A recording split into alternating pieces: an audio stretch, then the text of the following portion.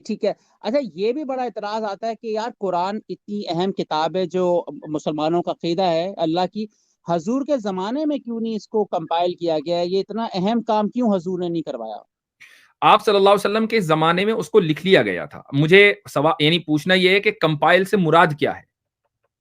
जैसे ये बाद में साहबे कराम ने इसको वो किया है ना, इस पूरी तरह से इसको मुरतब एक करना। यूनिफाइड जी। नहीं, मुरत्तब भी आप सल्लल्लाहु अलैहि वसल्लम ने कर दिया था। हाँ। यूनिफाइड यानी एक किताब की शक्ल में ना।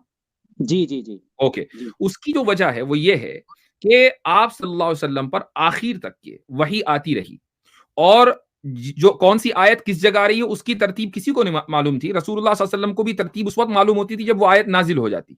अब मान ले एक किताब अगर तैयार कर दी, अब उसके बाद फिर आयत नाजिल हुई या कोई सूरत नाजिल हो गई और उसको बताया कि ये सूरह बकरा की फला आयत के बाद आएगी। अब बताइए कि उसमें कैसे उसको आगे पीछे करेंगे? किताब तो तैयार हो गई है।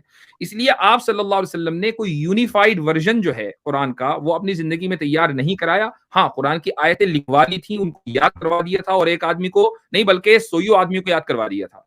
उसके बाद जैसे ही आप सल्लल्लाहु अलैहि वसल्लम की वफात हुई तो हजरत, अब चूंकि वही नहीं आएगी, और सहाबा ने हजरत अबू बकर की का जो दौर खिलाफत कितने साल का है, 2 साल का भी नहीं है, तो उस अरसे में फिर फौरन कुरान करीम की यूनिफाइड की कॉपी जो है वो तैयार हो गई।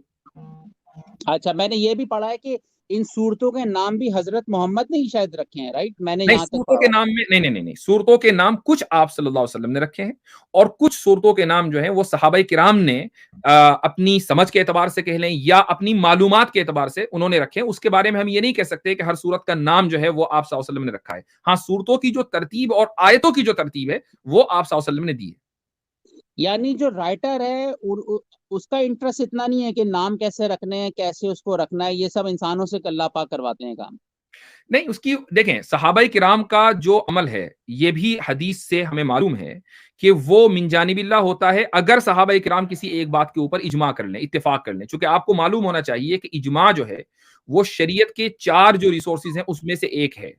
ठीक है? तो अब सहाबाए किराम ने मसलन किसी एक चीज के ऊपर इज्मा किया कि भाई इस सूरत का नाम मसलन सूरह, मैं एक मिसाल दे रहा हूं, वैसे ही सूरह बकरा होना चाहिए, चूंकि इसमें बकरा का किस्सा एक तफसील के साथ आ गया है।